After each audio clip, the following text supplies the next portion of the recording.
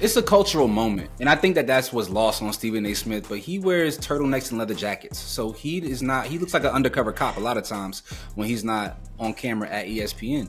And so I just think that he doesn't understand the cultural impact of having one of the greatest athletes of all time in Serena Williams supporting an artist of Kendrick Lamar's magnitude, who is making a very political statement, right, at the most viewed sporting event in the history of sporting events, and how that marriage of them two being from Compton, this little ass neighborhood that just produces so much greatness, he doesn't understand that.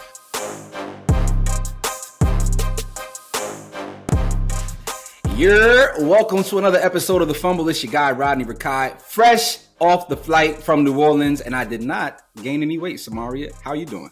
That's good, because you were calling it Super Bowl licks. So were you doing it? Hey, yo, listen, man.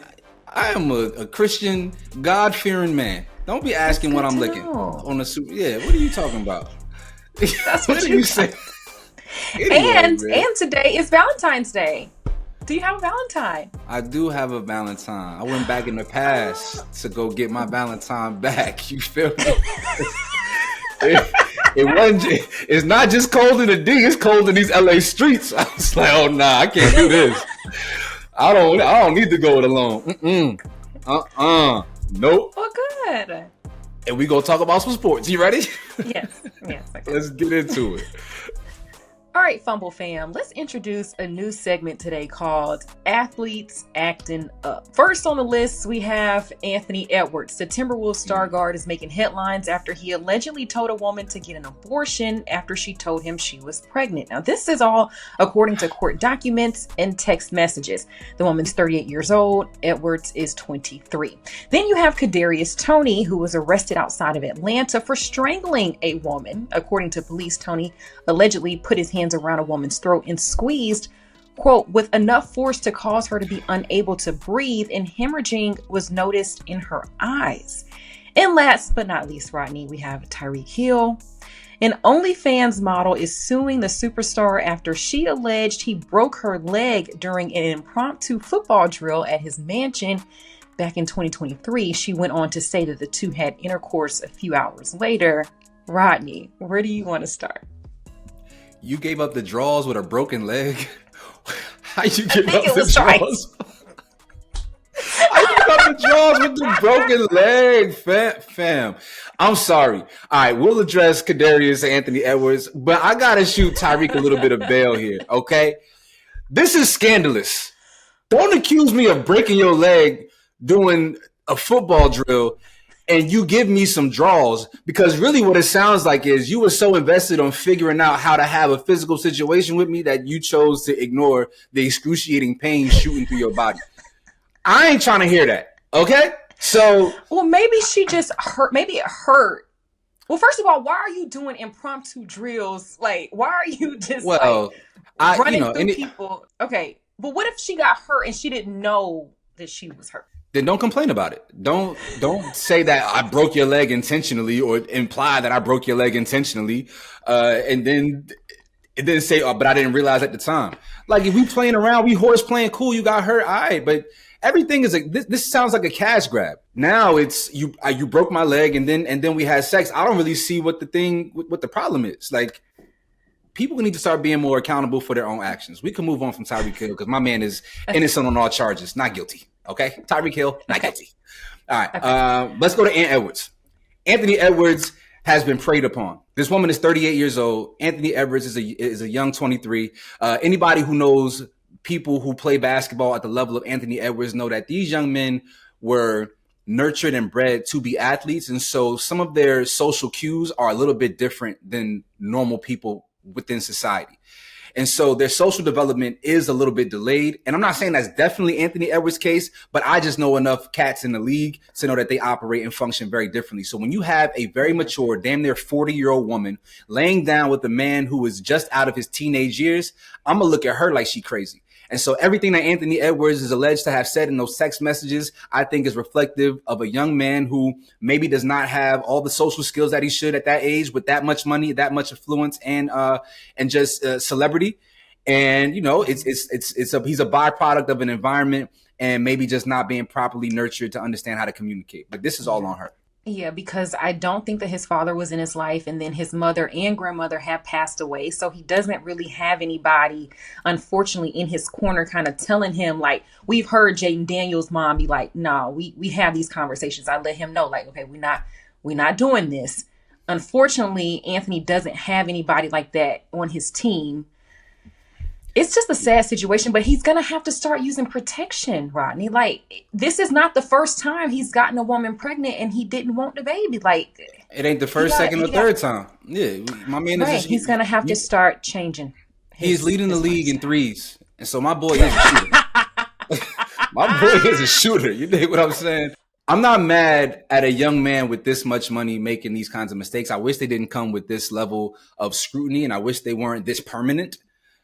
But you're going to take some lumps. I always say I admire John Wall because to be afforded the keys to a franchise, $100 million contract, John Wall doesn't have any of these situations or scenarios. And I really feel like a guy like that is still supposed to be in the league mentoring a guy like Anthony Edwards, and very similar background story, very similar origin story, cut from a very similar cloth. And you don't have a guy like John Wall, a vet like John Wall now in the league being able to nurture a guy like Anthony Edwards, which I feel like is just... It's a miss. It's a miss. Nobody wants to listen to Mike Conley, fam. We don't believe Mike Conley was out there getting real cheeks. So that's what I'm saying. Why did Mike have to catch it straight? All right, let's go. Mike Conley wasn't clapping no sister cheeks. Kadarius Toney, disgusting if he did this. We don't need to talk about this for too long, because if you put your hands on a woman, then you're despicable. I'm always a fan of waiting until these kinds of things are proven, because we very rarely go backwards and do a retraction if we make such definitive and harsh statements. And so I want to allow the judicial process to play out before I come to any definitive answers and responses. Okay. I do feel like with the Kadarius situation, if it is true that he did this, then we really got to start looking at mental health, especially with athletes that are transitioning out of the league. His last couple of seasons were not the best. I know people were saying a lot of negative things about him on social media. And so it just seems to me like a person crying out for help. Still don't need to put your hands on anybody like that. But we do need to have the conversation about what athletes are doing once they stop playing, because that was their whole life. That's all I got to say. You all let us know down in the comments which story was the most egregious today. We want to hear from you. Thank you. On Monday, Luka made his Lakers debut in a 132-112 rout of the Utah Jazz. And then on Wednesday, the team squared off again, and the Jazz this time kicked the Lakers' ass. Luka put up stat lines of 16-4-4 and 14-5-4 while averaging just about 23 minutes per game, as these are his first games back from a calf injury that sidelined him since Christmas. Samaria, what are your thoughts on Luka's fit with the Lakers, and how far can he carry them? It's entertaining. It's what we thought it was going to be. It's a joy to watch. It's fun. I mean, Luka looking like Magic Johnson out here with some of these assists. You know what I'm saying? It's crazy, but this is what we were hoping that we were going to get. I mean, you had the full court lob to LeBron. People were saying he was smiling. Some people say he was grimacing. I don't know, but it was entertaining. It's a joy. Like, we like these things. But there's good and bad with that. Okay. You know what I mean? The bad is what we saw Wednesday night against Utah of all teams. And I know that the NBA, there's ebbs and flows within the season, but come on. Two things in their loss to the Jazz on Wednesday. One was Alex Lynn's first game, the big man that they signed. Alex Lynn is ass. Okay. I don't like his game. I don't like his fit.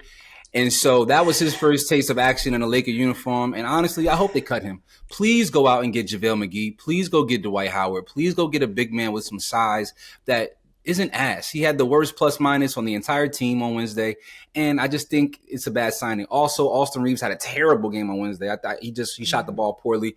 But Luka he's just revving back up. You know, he hasn't taken many shots in either of these games. He's been much more of a facilitator. And obviously that'll change. Once Luka kicks it up and gets into Luka gear, full throttle, I think that the Lakers could actually make it to the championship. And I'm not just saying that to be hyperbolic. I think that he is a matchup nightmare for the Oklahoma City Thunder as well as the Denver Nuggets. And you pair him with LeBron, I just think that the 1-2 combination is the best in the league.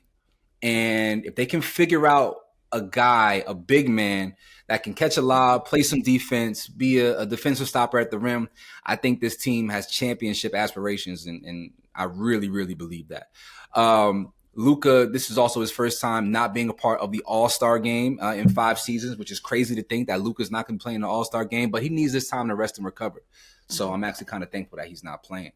Speaking of All-Star weekend, did you check out the fact that Unrivaled has the 1v1 tourney in women's basketball down in Miami? Did you see this? I have seen this. Yes. This is what the NBA All-Star weekend is missing. Can men grab their... Okay, we used to be men, fam. Grab your and play king of the hill. These women are out there hooping ISO. Like I saw Breanna Stewart get cooked 12-0. I want to see that in NBA 3-dribble king of the court action. I don't understand why this is not a thing already. Do you not agree that this should be a staple event for All-Star Weekend? That should remove the dunk contest, which is terrible, by the way. I agree with that. Okay, now you brought up the dunk contest. What makes it so bad? Is it just people... Nobody wants to see Mac McClung, fam. Nobody wants to see Mac McClung, fam. Like, that's not the guy we want to see in a slam dunk contest. It's only fly when you have superstars that do unbelievable things. So LeBron is the one, and Carmelo acknowledged this on his podcast the other day. LeBron is the one who derailed the slam dunk contest. Him not participating with all of his athleticism created a new culture around the event. And now a young guy like Anthony Edwards, who is going to be the face of the league, does not desire to be a part of the slam dunk contest. And so now we stuck with, it's like 2 white guys in the dunk contest. Respectfully. No, that is true, because you should have Edwards. You should have like Ja. I'm trying to think. And Zion. Imagine Anthony Edwards, Ja Morant, and Zion. Like those, just three names that have a certain level of cachet. They always have to dig up Mac McClung from the G League to throw him in the slam dunk contest. I'm tired, and he can hoop. I'm not trying to shit on him, but like, fam, this guy is not even in an NBA uniform throughout the season, but he's in a slam dunk contest. If that's the case, then just go get the and one guys. Like, don't try to sell me this cat as like a legitimate all-time great dunker. He's not in the league, but. The 1v1 competition is something the NBA All-Star Weekend has to figure out a way to make shake. The Unrivaled League has absolutely nailed this. These women are competing for a chance to win $200,000, $200K to the winner of the 1v1 contest in the Unrivaled League, on top of the payout if you win the championship for the league, and second place gets I think like $50,000. This is what we want to see, man. This is what we want to see. We have to incorporate this. Shout out to Kyrie Irving, Trae Young for making the All-Star game as well. Like, finally we get to see some ball players that actually know how to play basketball and ain't just big doofy ass centers running down the court. But shout out to Unrivaled. It's been very entertaining. I've been saying entertaining a lot on this episode, but that's what it is. Yeah. It's really good, and I like that the ladies are, like commingling with each other. Like I just saw a TikTok with like Rakia Jackson and Brittany Griner. I'm like, wait a minute. Brittany has like a full personality. I love this. Oh, what? Yeah, she's super fun, super playful.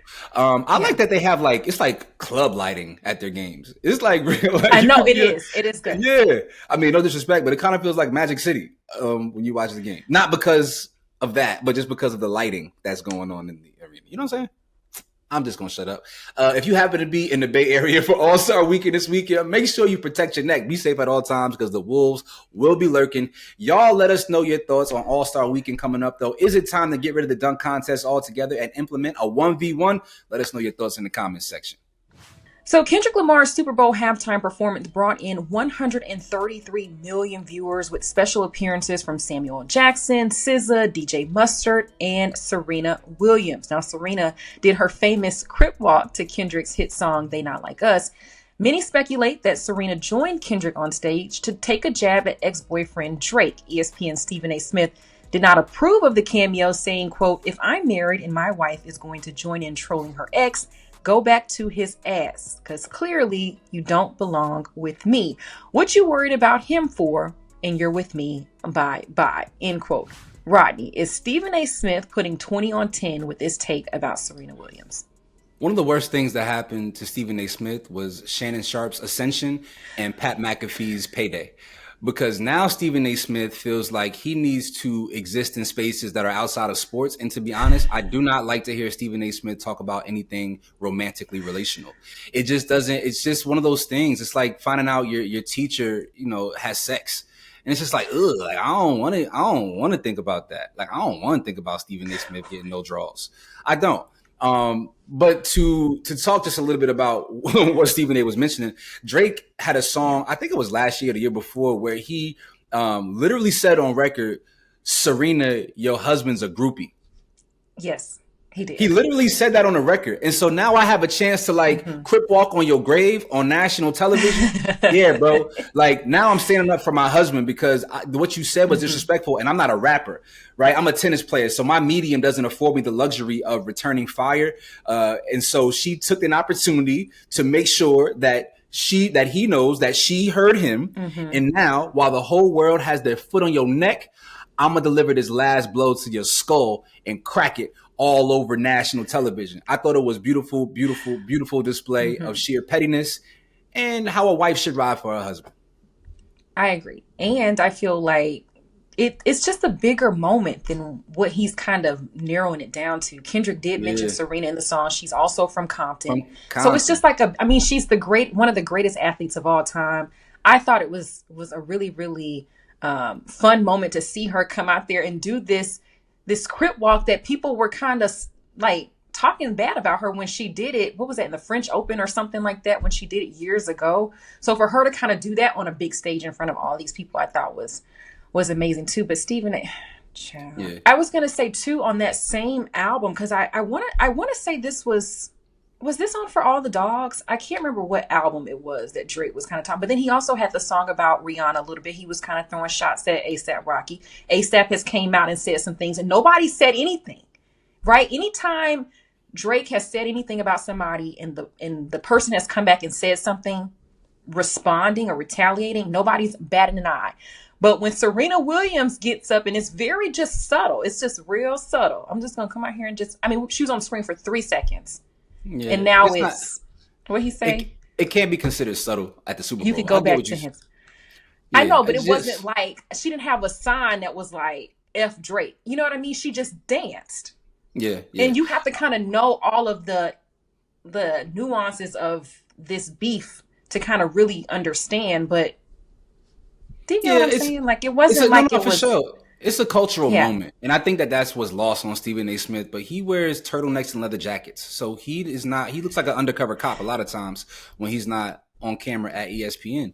And so I just think that he doesn't understand the cultural impact of having one of the greatest athletes of all time in Serena Williams, supporting an artist of Kendrick Lamar's magnitude, who is making a very political statement, right, at the most viewed sporting event in the history of sporting events, and how that marriage of them two being from Compton, this little ass neighborhood that just produces so much greatness, he doesn't understand that, because New Yorkers at their core are haters anyway. I saw that Serena also caught a lot of flack for a couple of other reasons. One, in the past, when she crip walked at the French Open, she was talked about doggedly. And she said, even in the aftermath of this performance, that, had she done this at a tennis match, she would have been fined and or suspended. And so the freedom for her to represent her culture was an opportunity that she did not want to pass up. But also, Serena's older sister was killed by a Crip. And so she has caught some vitriol and some flack because she's emulating a dance that is synonymous with that organization. And people just, again, don't have an inkling as to what culture is in our community. And so I'm not the person who's going to disseminate that information on this platform. But if you don't know, just shut up. You can shut up. Okay, well, we don't want you to shut up down in the comments, though, because we want to get your thoughts on what Stephen A. Smith had to say about Serena Williams and just your overall take on Kendrick Lamar's Super Bowl halftime performance. Let us know.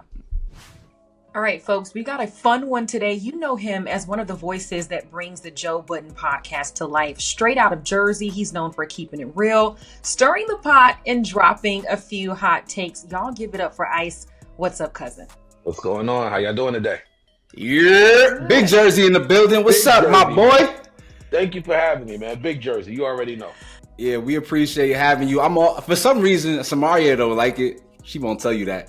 We be having so many guests on here from Jersey. That's what I'm and saying. It's like a thing I'm because from we Atlanta. everywhere. Like nobody from Atlanta. Like nobody. Yeah, because y'all, not had a Everybody in single- Atlanta from Jersey. that part. Shout out to the gang, all my Hit Squad family. Yeah, So like, yeah. there's a thing for Jersey. We be out here moving and shaking in the world, and when it comes to conversation, don't nobody talk like Jersey talk. I don't care what At you all. say. You talking now. It's different. It's different.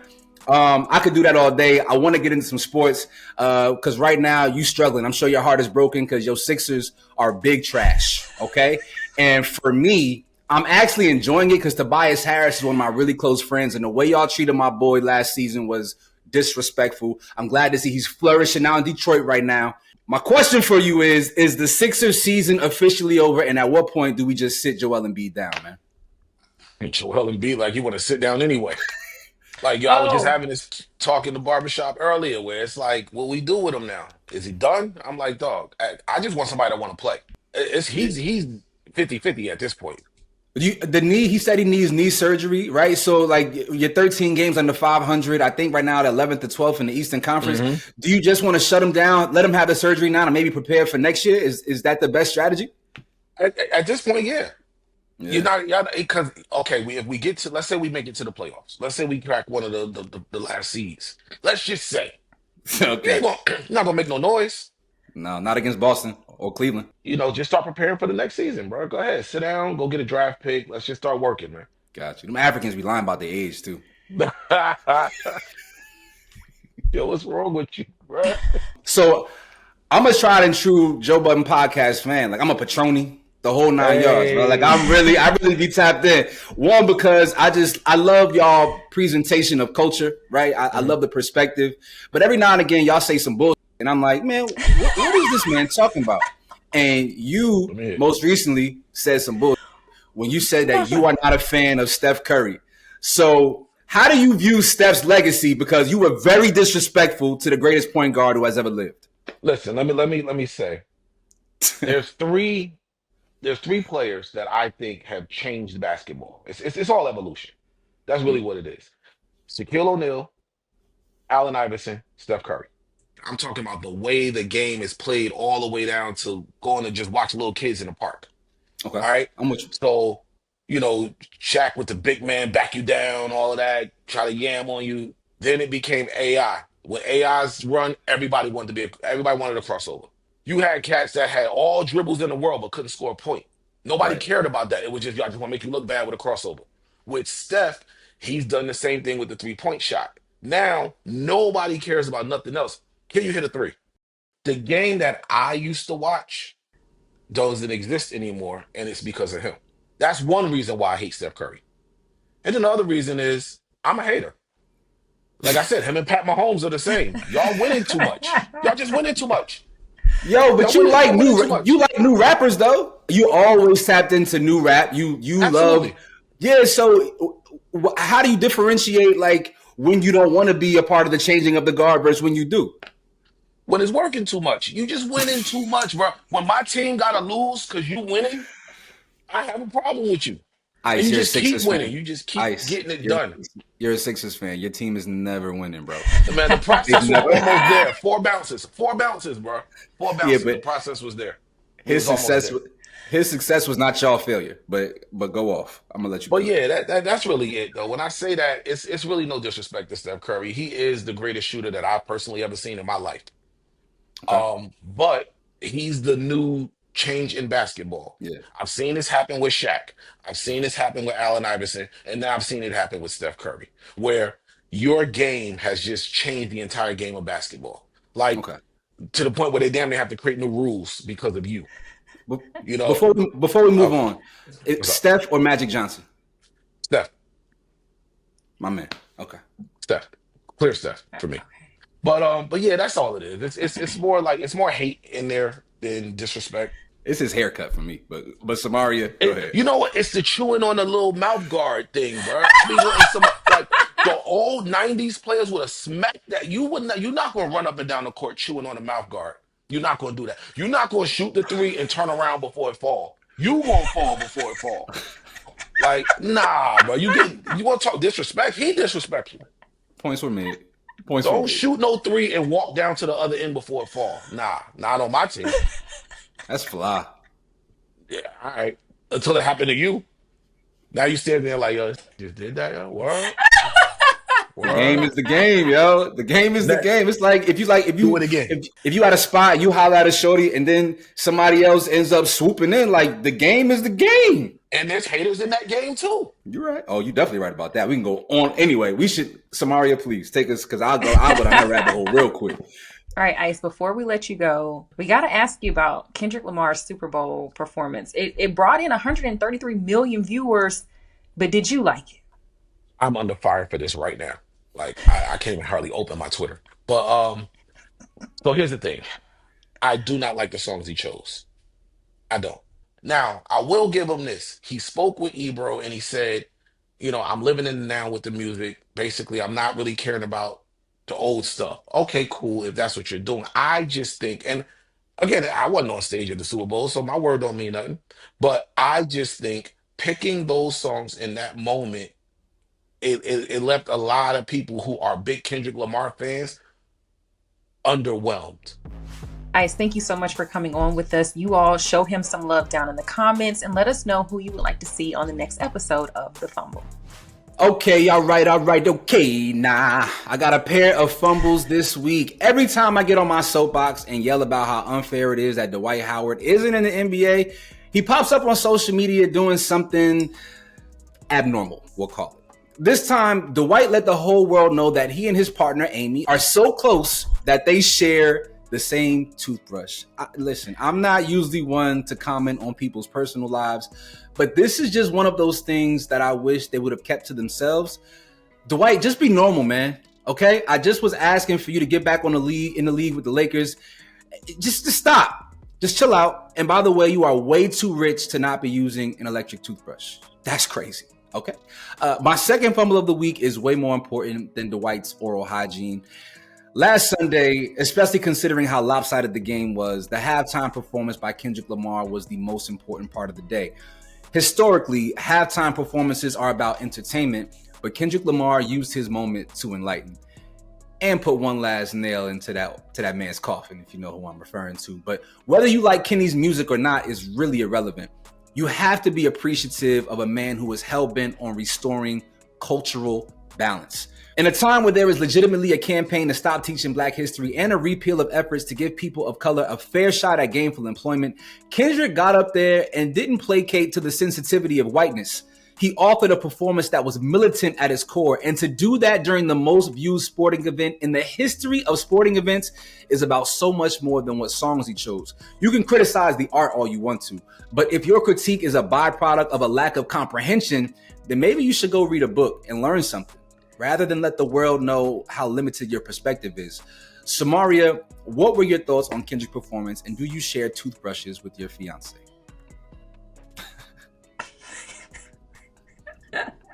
No, I do not share toothbrushes. Like, I don't even know why you sent me that. That ruined my whole evening. That video with him and Amy or whatever her name is. And why Dwight Howard always got a wife? Like, he keeps a wife that he's been dating for all of like 3 days, and then they're married. Anyways, to Kendrick, I will say I was floored in a good way the entire performance. I was just like, oh my God, like, okay, he's doing this.